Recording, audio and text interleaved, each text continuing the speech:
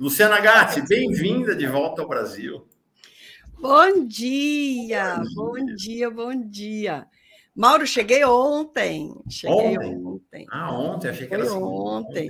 Hoje eu acordei 4 horas da manhã, porque Dubai é 7 horas para frente, né? Falei, o corpinho, pelo amor de Deus, dorme um pouco mais. Ontem eu fiquei lutando contra o sono para ir dormir tarde, sabe? Para ver se eu entrava no ritmo, mas o corpo acordou cedo. Falei, caramba. Eu reparei, nós trocamos a primeira vez. De vocês, ó. Saudade. Mauro, Rebequíssima, linda. Legal. Nós trocamos mensagem às 4h30 da manhã, Rebeca. Aí, gente, ó. Beijo para todo mundo. Luciana e eu trocamos mensagem, era 4h30, um pouco antes das 5 da manhã, a gente já estava trocando mensagem. Falei, ó, acordou cedo. Foi da madrugada. Ai, gente, não, pior que assim. Fiquei, bom dia, Márcia. Eu fiquei assim, vou tentar dormir. Aí comecei a pensar, porque eu cheguei ontem, gente, trêbada de sono de canseira e maior incêndio aqui, né? Incêndio assim. A gente tem que coletar na Amazônia, porque a Amazônia está enfrentando uma situação extremamente anômala.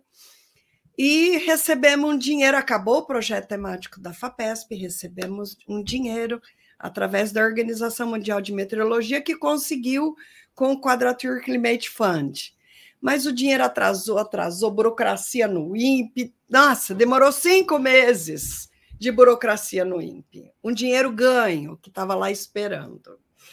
Aí chegou na FUNCAT e agora nós estamos nos processos, como é que contrata, como é que não sei o quê. E não vai ter coleta mês passado e esse. Ontem eu quase chorei. Fiquei... Nossa, você está falando sério? Ai, meu Deus do céu, socorro. Gente, Amazônia, pelo amor de Deus, nós temos que saber o que está acontecendo, gente. Eu tenho, assim, um envolvimento emocional, pessoal, não é só científico, sabe? A Amazônia é uma causa de vida. E... 2 meses sem coleta, Luciana? Dramático, hein? Dramático.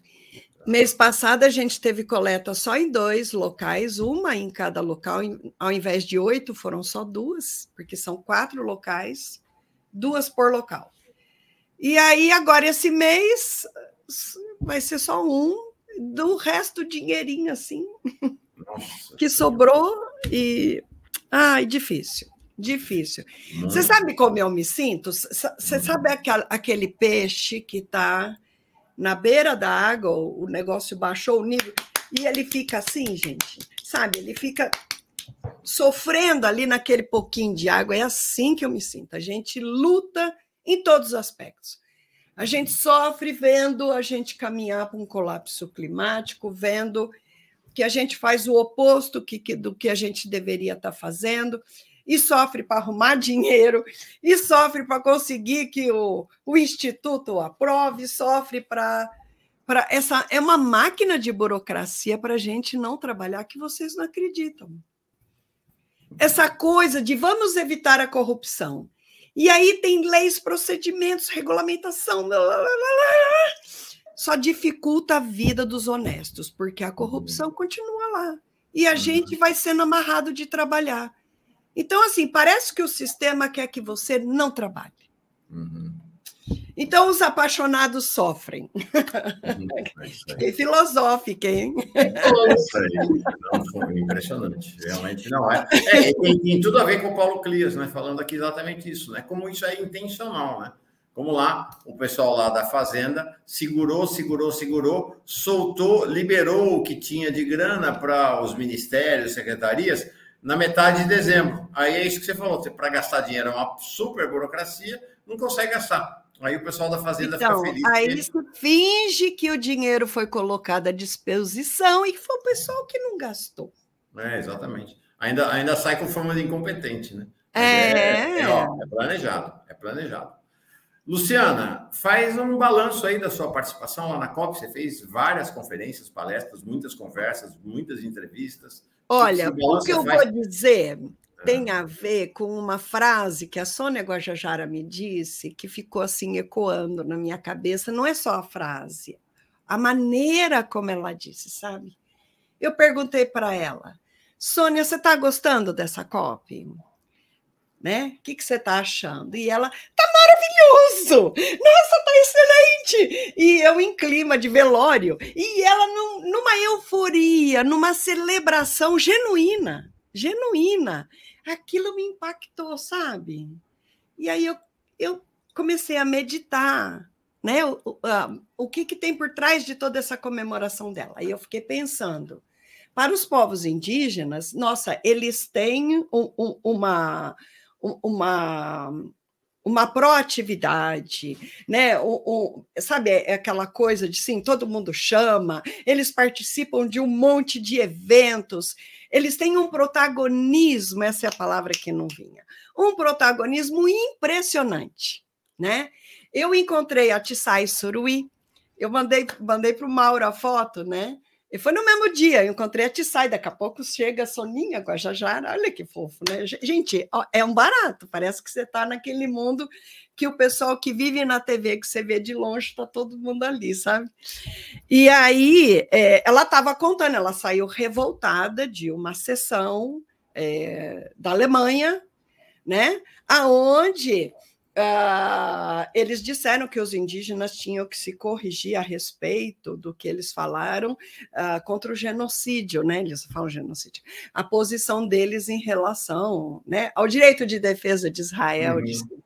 E aí eles falaram assim na bucha, né, que os indígenas, primeiro, eles me disseram uma frase que eu não conhecia, né? A Tissai falou que os afeganistãos, olha, os afeganistãos, gente, pelo amor de Deus, os palestinos são indígenas.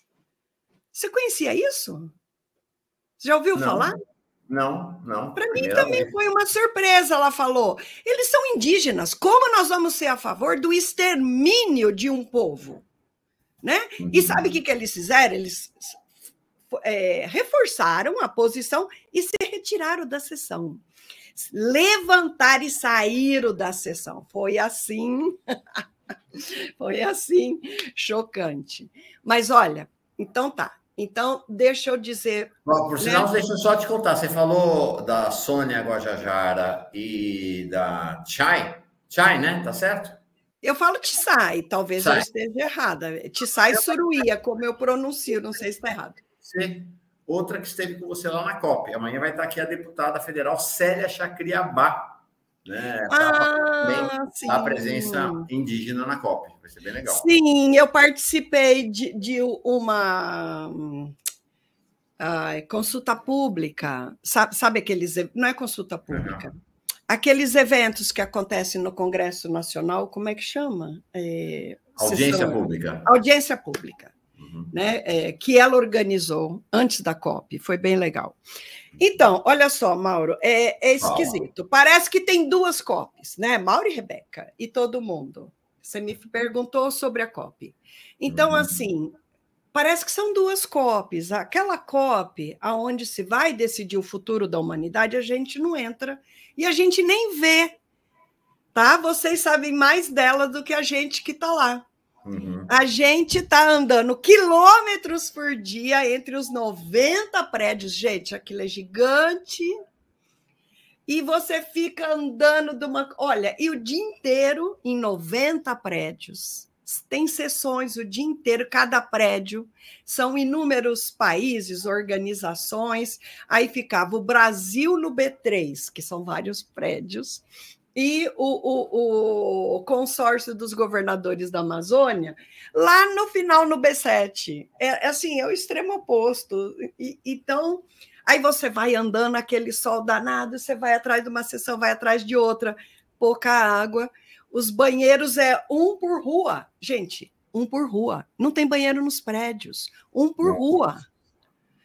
E, assim, eu falei, gente, não tem banheiro no prédio? Como assim não tem banheiro no prédio? Então, assim, você anda, e aí, para não ter muvuca, ou para eles gravarem o suficiente, em tudo quanto é lugar, eles fazem aquelas fitas, fazendo a gente ir e voltar. E aí você anda aquele comprimento, no mínimo 10 vezes mais do que ele era. Até na saída do metrô. É isso, né? Eram assim, quilômetros de filas para entrar na COP. É uma loucura. É uma loucura. Mas a parte do encontro entre todos esses atores que estão batalhando por mudanças, né? Então, nós estamos falando da sociedade civil, nós estamos falando de organizações não governamentais e das alas do governo, que também estão batalhando por mudanças, né? Que também tem o estilo progressista. Então, assim, sabe, eu pude conversar muito com o Rodrigo Agostinho, né, que é o nosso presidente do IBAMA, gente finérrima, e fui numa sessão com ele, conversando. Olha, foi muito legal, né? Vários atores do governo, Mercadante, e com a Marina, gente, a Marina. Olha, a Marina, você sabe aquela coisa do bebê que todo mundo quer pegar? Eu falei, gente, tem que dar umas benzidas na Marina, porque ela parece bebê que todo mundo quer botar a mão. É impressionante. É impressionante. Eu falei, deve dar quebrante, porque não é possível, né? A mulher tem doce. Mas, assim, eu sou fã dela há 20 anos, então eu também estava lá na tietagem. Agora, Luciana... Então, essa COP é a celebração. Então, eu acho que a Sônia Guajajara, quando me disse aquilo, ela falou dessa COP, né? Agora, a outra é um terror, gente. A outra é um terror. Nós estamos vendo o mundo caminhar para um colapso climático e aquilo ali está defendendo os interesses de quem continua dono do mundo. É muito difícil, é muito difícil. A gente pode pegar ponto a ponto e ver se tem realmente avanço, né? Parece que tem, mas assim, não tem nada concreto, sabe? Nós vamos reduzir X por ano. Não. É até 2030, até 2050, cada governo que vai cuidar do seu. Não se exige que os países que realmente jogaram a maioria dos gases de efeito estufa na atmosfera assumam suas responsabilidades, né? Então, todo mundo paga a conta junto, democrático, né? Mas é assim, no frigir dos ovos, eu também acho que a gente tem que fazer a nossa parte, porque não é porque o teu vizinho está naufragando o barco dele que você vai ter o direito de naufragar o teu também. Então, assim, né? A gente tá numa situação difícil. Perfeito. Rebeca? Não, é isso, Lua. Gostei de saber esses bastidores, aí essa questão toda, e de decisões, de debates, o que você viu? Agora falando mesmo de resoluções, né? Como que foi esses acordos? Como que você avalia tudo que foi definido e decidido a partir, né, dessa COP? Já que você falou das decisões, então, só para informar quem chegou agora, a gente já tinha informado mais cedo, saiu esta madrugada a decisão, a resolução final da COP. A COP, inclusive, foi adiada em um dia, o fechamento, porque não estava tendo acordo. Então, a resolução final trouxe um avanço sobre a questão da transição energética, mas não tem aquilo que era uma exigência dos cientistas ambientais, como a Luciana, e dos ambientalistas, que era uma decisão taxativa quanto à eliminação, a um horizonte, pelo menos, de eliminação dos combustíveis fósseis. O novo texto, o texto aprovado, propõe um avanço na transição energética, mas a expressão que marcaria a ideia da mudança de paradigma, que é phase out, ou seja, virar a página, não foi vetada pelos países, especialmente os países produtores de petróleo, né? O acordo fala em países fazerem a transição dos combustíveis fósseis até 2050, mas não especifica como a mudança deve ser feita, que recursos serão utilizados. Então, ficou uma coisa muito genérica, aparentemente. Então, essa é a resolução aprovada nesta madrugada, que foi melhor do que o cenário anterior, né? Até a resolução, o rascunho que tinha antes dessa madrugada, não tinha nenhuma menção a combustíveis fósseis. Então, um balanço da decisão, Luciana. Então, olha, tem algumas coisas que você diz, teve progressos, né? Teve progressos porque se fala... O que ficou acordado realmente? É trabalhar efetivamente no sentido de reduzir o uso do carvão mineral. Ok, o carvão mineral é o maior problema, só que assim, o carvão mineral só é um pouquinho a mais do que o petróleo, tá? Em termos de emissões de combustíveis fósseis. E não se fala nada do petróleo. Não se tem nenhuma frase que diga vamos reduzir o petróleo em X até o ano Y, e aí você tem que realmente fazer essas reduções. São frases dúbias, são compromissos frouxos, a gente tem até, né, cenários até 2030, até 2050, gente. Número 1, até 2050, a coisa talvez já tenha ido para o vinagre, porque, veja, está tudo chegando muito mais cedo, né? Então, assim, a gente está vendo que as mudanças, elas estão acontecendo antes do que as previsões que a modelagem coloca. Então, esses cenários até 2030, até 2050, não são realistas. E os compromissos feitos são menos realistas ainda. Então, insuficiente. Insuficiente. O que tem de positivo? Foi um compromisso claro de reduzir carvão. Aí o primeiro país a gritar é a Índia, porque a Índia, a economia e camadas muito pobres da população vivem disso, de catar, sabe, de coletar carvão ali, né, para as indústrias.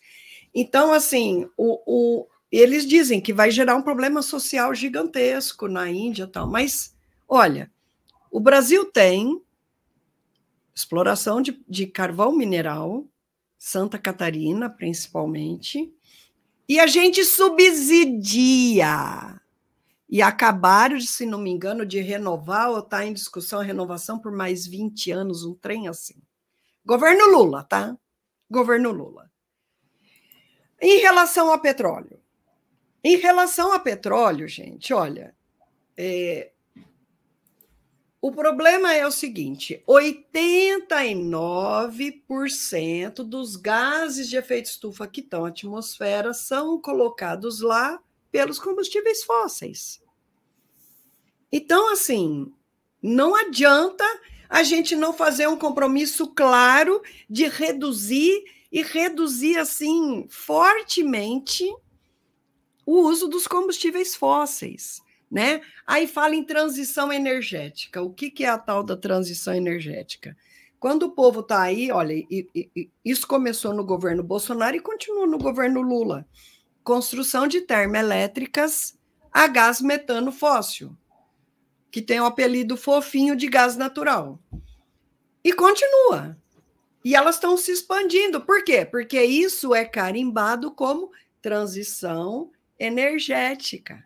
Vi uma declaração do Mercadante incrível. Nós vamos usar o petróleo para fazer a transição energética, né? Então, vamos aumentar o consumo de cocaína para acabar com o tráfico de drogas. É um negócio assim, é verdadeiramente chocante esse tipo de abordagem, né, Luciano? Olha, é muito complicado, porque assim, a gente fica... O que é isso, né? E aí tanto faz ser direita ou ser esquerda, isso é negacionismo, gente.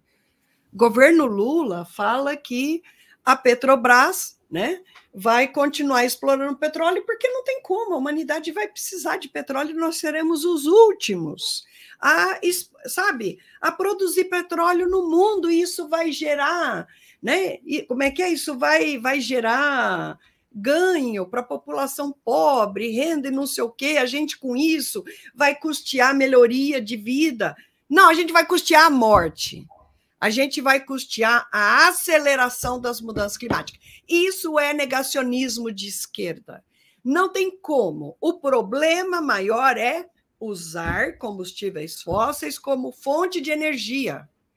Então, não tem progresso, não tem ação positiva se a gente continua produzindo petróleo. O governo Lula vai fazer leilão de mais de 100 áreas para exploração de petróleo. 10 estão lá em Fernando de Noronha, aquele paraíso ecológico riquíssimo em espécies. Sabe? Gente, olha, me dá gastura, porque é assim, com uma mão nós vamos proteger a Amazônia. Legal, bacana. Mas, assim, temos que também estar falando do Cerrado, porque o Cerrado é o maior responsável pela recarga dos rios. 80% dos rios, né, que a gente chama bacias hidrográficas, que é toda a recarga de água que vai para os rios, né? Está no Cerrado. O Cerrado é uma floresta abaixo da terra, das raízes. São essas raízes que dão essa característica. E o Cerrado está virando soja. Né? Soja e boi, né? Pasto. Então, assim, nós temos um problema sério que é, por um lado, nós temos um Ministério do Meio Ambiente maravilhoso, um trabalho gigantesco, Marina, Rodrigo Agostinho no IBAMA, o cara é, assim, herói, porque eles, com uma equipe minúscula, estão enfrentando o crime organizado de maneira, assim, fantástica, fazendo das tripas coração. É um esforço, sabe aquela coisa da paixão, do acreditado, né, do ideal? Eles realmente, olha... Mas, assim, você tem, ao mesmo tempo, no governo Lula, ministros que poderiam ter sido do governo Bolsonaro, sabe? O ministro das Minas e Energia caberia maravilhosamente bem no governo Bolsonaro. Um negacionista, né? O cara está aí andando na contramão do que devia estar fazendo, pensando no dinheiro, no lucro, sabe? Isso é ser negacionista. Por quê? Porque, gente, se a gente não reduzir emissões de combustíveis fósseis, por quê? Porque são carboninhos que não estavam aqui na atmosfera, eles estavam lá embaixo. Na hora que a gente extrai e joga eles por aqui, eles estão armazenando mais calor. Não adianta pagar para a floresta ficar em pé para não ser desmatada, porque ela já está fazendo o papel dela de remover CO2 da atmosfera. Você sabe que aí os países árabes, produtores de petróleo, acabaram de fazer um acordo gigantesco em preservar florestas imensas em 3 países da África. Mas, na prática, isso é nada. Por quê? Porque as florestas já estavam lá, já estão nos ajudando, removendo parte desse carbono. Só que a indústria petrolífera está pegando carbono que não existia aqui e jogando na atmosfera, gente. Na prática, nós não estamos reduzindo emissões. Nós só estamos nos enganando, dando dinheiro para uma turma, né, que assim, olha, não desmata, preserva o que está aí. Só que, na prática, essa conta, ela é ilusão, ela não existe. E, na verdade, ainda se desconsidera que nós estamos matando as florestas. As florestas estão superestressadas pelo clima e já não estão absorvendo carbono do jeito que a gente imagina. Eu participei de 4 sessões e tive a oportunidade de conversar com vários atores ali, né? Ministro do Meio Ambiente da África, de alguns países, e assim. E eles dizem o desmatamento lá também é terrível. Então, assim, e eu falei para eles, né? Falei, gente, ó, o que está acontecendo na Amazônia, pode ter certeza, está acontecendo lá também. Ô, Luciana, só para dizer, hoje é um dia impressionante no Brasil, né? A COP acabou ontem. Hoje, a ANP, Agência Nacional do Petróleo, está fazendo leilão. No total, são 607 blocos exploratórios de óleo e gás. 607 no dia seguinte ao fim. Gente, eu esperaria isso no governo Bolsonaro. Qual é? Sabe, meu nível de decepção é tão gigantesco. É tão gigantesco que eu nunca esperaria um governo Lula fazer isso. Nunca. Né? Porque, assim, a gente vê tudo que ele falou da Amazônia, mas, sabe, tudo que está se fazendo na Amazônia é perdido. Sim. É perdido. E olha, e o discurso oficial dessa turma, né? Prates, Silveira, não, a Petrobras. Pois bem, eu digo para vocês, a Petrobras já disse que sequer tem interesse em participar nos principais blocos. Principais blocos, que são blocos de um regime específico, que é o regime de concessão, são os maiores. Sabe quem vai participar desses blocos? Desculpa, bloco do regime de partilha. British Petroleum, Shell, Qatar Energia, Chevron, Total Energy francesa, Petronas francesa também. A Petrobras sequer vai participar desses blocos. É muito chocante o que está acontecendo. Não, e o pior de tudo, aí a gente deixa essa turma vir aqui explorar petróleo em ambientes riquíssimos em biodiversidade, né? E qual é o compromisso que esses caras têm com o meio ambiente, com a fauna, com a flora? Gente, olha, isso... Sabe o que me lembra? Me lembra aquela figura do macaco, que tem uma caixa de madeira, um buraco e uma banana pendurada lá no meio. Aí ele enfia a mão para pegar a banana, e aí a mão com a banana não sai da caixa, ele fica preso ali. É isso, sabe? Esse povo fica olhando dinheiro, dinheiro, dinheiro. É o mesmo problema do agronegócio. Os caras querem produzir soja, né? Produzir boi para vender carne, para fazer dinheiro, para fazer dinheiro, para fazer dinheiro. E estamos aí desmatando e estamos levando o Brasil para o colapso climático, não só o Brasil, porque não temos muro na natureza, né? Mas, assim, nós somos as primeiras vítimas, e isso é ambição, sabe? É dinheiro. E, gente, isso é o sistema capitalista, é o capitalismo selvagem. Luciana. Eu estou revoltada, tá? Eu estou revoltada, eu estou decepcionada. Eu vou dizer uma coisa, eu estava conversando com a nossa deputada maravilhosa, Benedita da Silva, aquela coisa, né? Eu estava lá babando, né? Que minha admiração por ela é gigantesca. Me chega o Prates. Eu não cumprimentei aquela criatura, eu estava tão brava. Eu fiquei entre falar um monte para aquele cara ou simplesmente olhar e dizer, olha, eu tenho um compromisso. E fui embora. Virei as costas e fui embora. Não cumprimentei o cara, eu estava possessa. Porque as manchetes no dia anterior era seremos os últimos a produzir petróleo. Tem duas questões, Luciana, que a gente precisa de respostas rápidas. Nós vamos para o Dino, mas quero dizer, já estamos transmitindo ao vivo lá do Senado. Estou vendo aqui Dri de Lorenzo e Luiz Carlos no comando, mas não começou ainda, tá? Não começou, como a gente falou aqui, vai atrasar, deve começar lá pelas 9h30 da manhã. Então, tenho duas questões para você. A primeira é exatamente essa. Qual foi a repercussão na COP do anúncio da adesão do Brasil ao OPEP+, e dos anúncios do Brasil, de que o Brasil vai aumentar a produção de petróleo, e depois esse feito pelo Silveira, e do Prates dizendo que o Brasil será o último país a deixar de explorar petróleo. Teve repercussão na COP? Não, e mais esse anúncio revoltado. Na Amazônia. Só os lobistas, né? Que, aliás, a delegação brasileira em lobista era um horror, é um absurdo, né? E, assim, é uma vergonha, pelo amor de Deus, tem que parar de deixar esses lobistas ir para quem está querendo discutir como salvar a humanidade. Esses caras só estão afins do dinheiro, eles são, sabe, botar o lobo no meio do galinheiro. Então, assim, foi horrível, os indígenas também revoltadíssimos, os ambientalistas revoltadíssimos, todo mundo. Ficou todo mundo, assim, sabe, depressivo, sabe, balde d'água, porque assim, a gente pensa que a gente tem o governo Lula nessa vanguarda. Ele não falou em ser um exemplo para o mundo?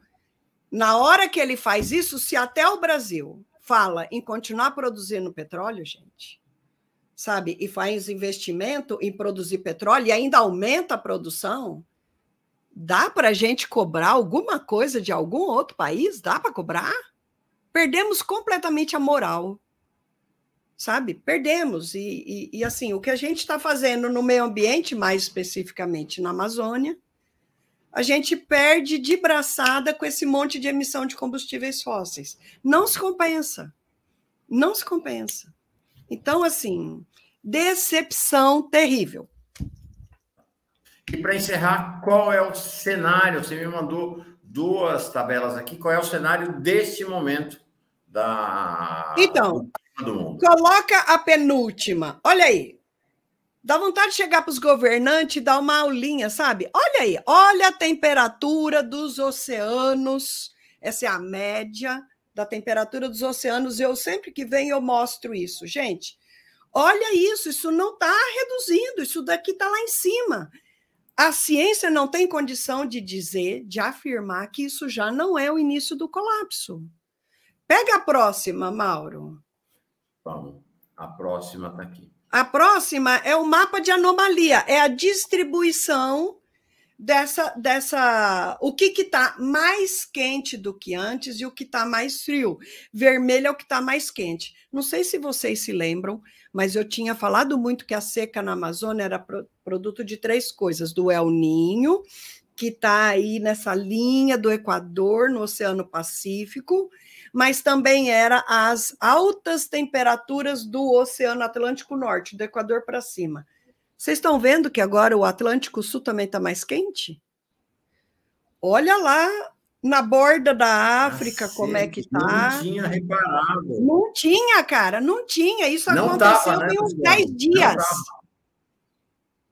Tem uns 10 dias isso. Gente, hello, acorda? Não temos até 2030, que dirá até 2050. E tudo que esses caras fazem é continuar com a mão agarrando a banana dentro da caixa e nós vamos para o buraco, sabe? Enquanto a gente não aprender a soltar a banana e botar em primeiro lugar a vida. Porque é isso, né? Esse povo só pensa no lucro, no lucro, no lucro, e as pessoas estão morrendo. Governo Lula, não adianta ficar fingindo que o dinheiro do petróleo vai ajudar a vida das pessoas. Está matando as pessoas. Então, assim, é incoerente. É isso que está levando as pessoas à morte. É isso que está fazendo os mais pobres, é que são os mais atingidos pelos eventos extremos. O povo pobre, preto, da periferia, é quem mais está pagando o pato. Então, é contraditório dizer que esse dinheiro é para ajudar esse povo. Não, isso é o que está nos levando à morte, isso que está nos levando à vida cada vez mais difícil. Então, assim, é difícil. É difícil, é difícil, é difícil. Eu estou, assim, muito revoltada, desapontada, decepcionada. E, assim como eu, a grandíssima maioria que eu conversei, que estava lá, sabe, está revoltado. Está revoltado. Deixa eu terminar aqui com uma informação que me passou ontem. O professor José Eustáquio, nosso demógrafo aqui, né? Ele é também um especialista no tema ambiental. Olha essa informação aqui, que grave.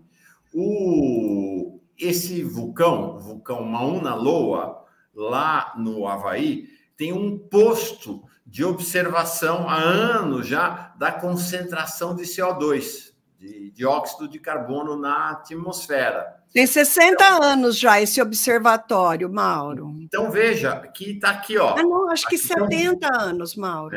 Está aqui, em amarelo, são as observações diárias. Os pontinhos vermelhos são as observações por hora, a cada hora do dia. Então, ele falou que ia acontecer, ele falou, Mauro, não dá para ainda dizer que nós não temos um quadro de dados que já confirmem a tendência. Mas ele falou, mas é muito significativo que tenha havido... aqui foi agora, dia 9 de dezembro,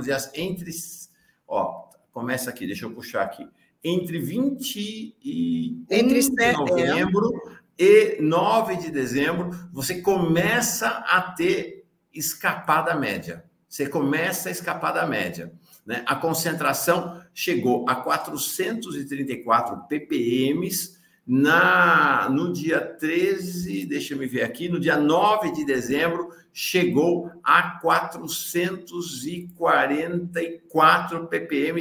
Isso não é grave, isso é gravíssimo, inédito na história. Inédito na história, né, Luciano? É isso. Não, gente, isso é assim, a gente está caminhando para uma situação incontrolável, com consequências terríveis, e esse povo...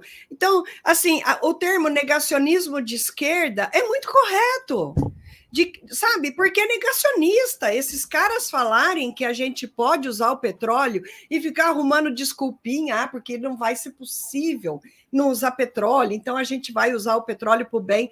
Nós já sofremos um golpe, o povo brasileiro pagou tanto, tão caro, né? A partir do impeachment da Dilma, prisão do Lula, a gente já pagou tão caro, não aprendemos nada, sabe? O governo do PT já correu atrás desse petróleo com o pré-sal. Quais são os ganhos? Cadê as lições aprendidas? Estamos de novo correndo atrás dessa ilusão. E agora não dá mais, as mudanças climáticas estão aí, gente. Então, assim, é aflitivo. Para mim, é aflitivo. Por isso que, assim, eu não tinha nem condição de falar com aquele Prates. Eu olhei firme na cara dele, no olho dele, olhei para Benedito e falei, eu preciso ir porque eu estou atrasada.